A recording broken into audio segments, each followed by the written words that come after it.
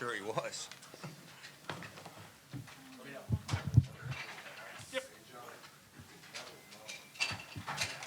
This won't be. Gene, you start us off. Kevin, obviously, exactly. Just what makes it a little difficult.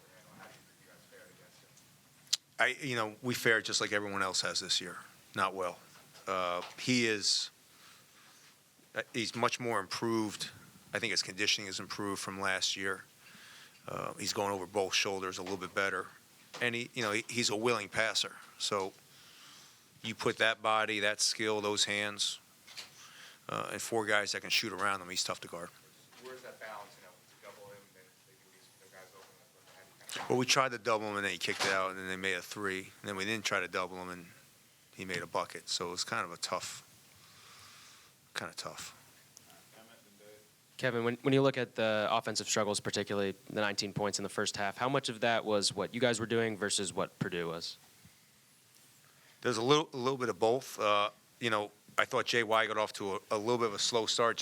He'd only practiced 2 days, so he was on the shelf for 5 days with that sickness, and so he practiced the last 2 days. But I've had to be really careful bringing him back. So I think we just got off to a little bit of a slow start, and again, I think we had a lot of guys seeing Zach for the first time and seeing that size. I also think they're a much better defensive team than they were last year, just because Lance Jones gives them another guy that he can score, but he gives them a little bit more athleticism than they had last year in the starting lineup. And then when they sub, they come with older guys who are experienced, who started last year. And they almost get better when they sub. It's a really good basketball team. Kevin, biggest challenge, staying with their shooters, keeping up with their ball movement today. They had 16 assists, I think, on 25 baskets. Yeah, we didn't play very well defensively. So, and also give them credit for the fact that offensively they really move the ball. I mean, they do that well. They work through him, and when he's passing that way, they're going to get open shots. I guess you mentioned the slow start. How frustrating is that, just given the crowd that was here and the advantage that you guys have at home? It was frustrating. Never really got into the game. Yeah. Nope.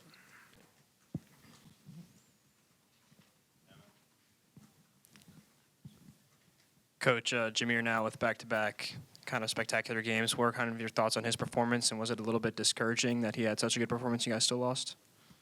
Yeah, I think J.Y. would be the first to tell you that he didn't play well.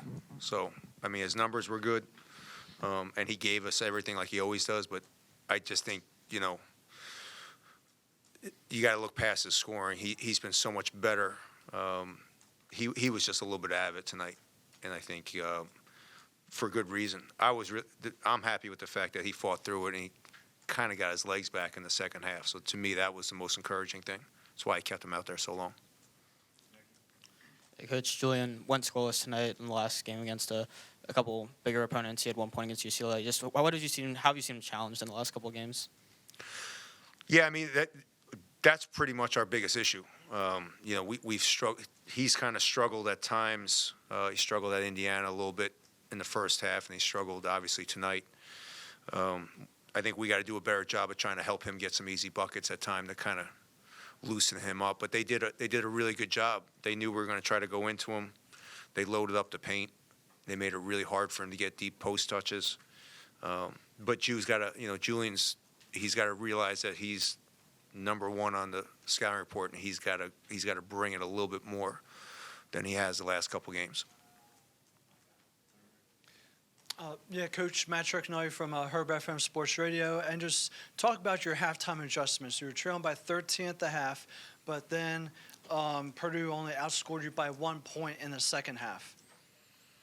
Yeah, they got up 20 pretty quick. I'd say my halftime adjustments weren't great. We came out, we got a quick bucket, and we broke down on two trap downs on Edie. Jones I think Jones had 2 threes, and that was kind of the ball game, to be honest with you.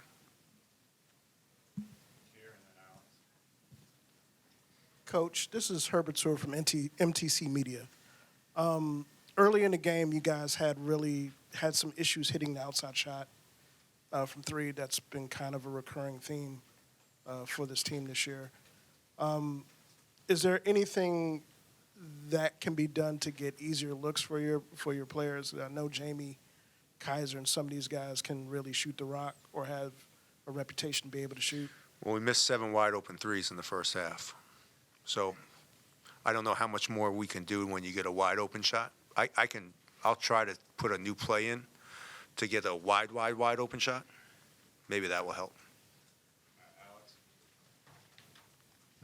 Back here, Kevin. Obviously, last year's game against Purdue was in February. Here we are. This is December, so still earlier in the We're in season. January. Sorry. It's not adjusted to the new year yet. But obviously, thanks for the correction. But obviously, this year, seeing where the team is right now compared to where they were at that game and seeing the performance today, I guess kind of what's your message to the team? And do you maybe kind of see a possibility where maybe they are getting to that point a month from now where they can be having a signature win like that weren't able to get tonight? Yeah, I mean, we played at Michigan after the new year last year in our first, and Hunter had a huge game against us, and we didn't play well. We'll definitely be a different team in February. It's tough. It's tough playing these games when your students aren't here. To be honest with you, they make a huge difference.